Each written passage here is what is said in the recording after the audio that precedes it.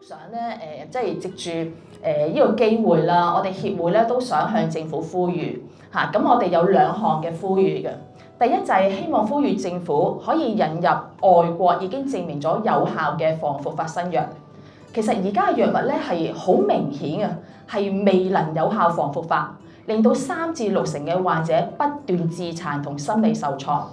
香港其實可以供嘅防復發藥物咧係極少，而且咧全部都係 off-label use 嘅藥物啊，即係標示外使用嘅藥物，從未經臨床嘅證實有效啦，同埋批准係用於治療 NMO 之上用途上面。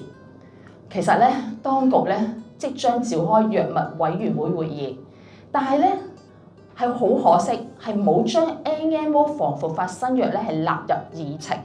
即係話咧，我哋唔好講審批啊，擺上台去傾嘅機會我哋都冇嚇，漠視咗我哋患者嘅需要，令到我哋咧持續受復發啦，同埋自殘風險影響。其實我哋協會咧對呢個情況好感到失望啦、慨嘆啦，同不解啊！點解咧？點解咁對我哋咧？其實好簡單。唔好同一啲常見病人比啊，同一啲罕見病比啊。其實我哋個姊妹病 MS 多發性硬化症，佢哋喺香港嘅藥物有10幾款噶咯。唔好講係咪自費啦，佢哋而家可以選擇嘅藥物都有10幾款。我哋 NMO 而家我哋咁耐以嚟一隻新藥都入唔到，連可以擺上台講嘅機會都冇。其實呢方面我哋真係好失望，我哋好希望當局能夠正視同埋正面回應。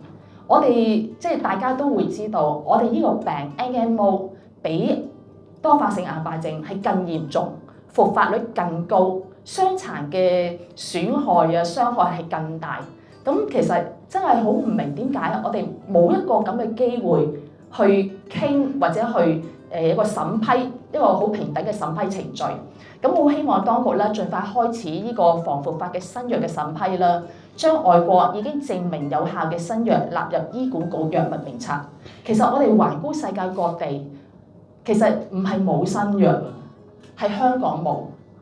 其實係有啲咩理由或者係合理嘅原因支持理據，我哋香港仲入唔到咧？而且連一個可以去傾嘅機會都冇。我哋眼見我哋嘅病友係不斷復發，我每年都聽過我哋病友係復發嘅。我哋試過3個月裡面有6個病友都先後入院去，因為復發。咁其實眼見嗰個情況其實真係都好傷痛，所以我哋好希望咧政府會聽到我哋嘅要求。咁第二項我哋嘅呼籲就係希望政府能夠設立 NMO 專門診所，集中治療患者。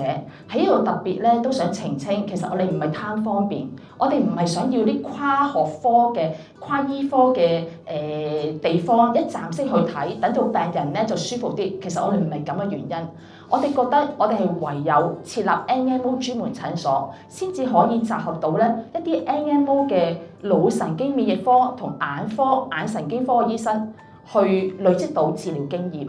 因為 NMO 患者太少啊，嗱，大家可以諗一諗，我哋400個患者啦，當啦，咁我又當 HA 係10間醫院啦，每間醫院可以睇嘅腦神經科醫生我當7個啦。咁如果我將呢個數去除嘅話，其實每一個醫生每年睇 NMO 嘅病人幾多個咧？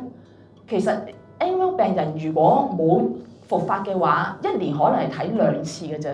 咁樣計法咧，其實每一個醫生每年可能處理幾個病人，處理幾個病人，而一年裡面唔夠12次嘅個案，即係話1個月唔夠1次睇 NMO 病人嘅個案，佢從何可以累積到經驗咧？其實呢個唔係醫生嘅問題，呢個係個制度問題。如果我哋仍然用一個咁嘅模式，分散晒啲病人喺各醫院嘅分散晒嘅腦神經科醫生或者眼科醫生去睇嘅話，其實係我都唔好講10年啦，20年都好，我哋好難讓醫生累積到足夠嘅臨床經驗同埋統一治療方案。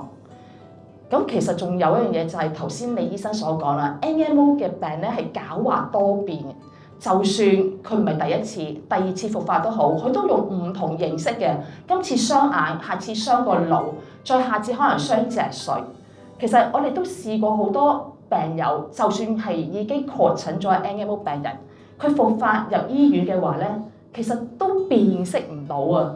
一般腦科同眼科醫生未必可以有足夠經驗去辨識，咁難免就會造成誤診同埋延誤治療，咁亦都錯過咗黃金嘅拯救時機。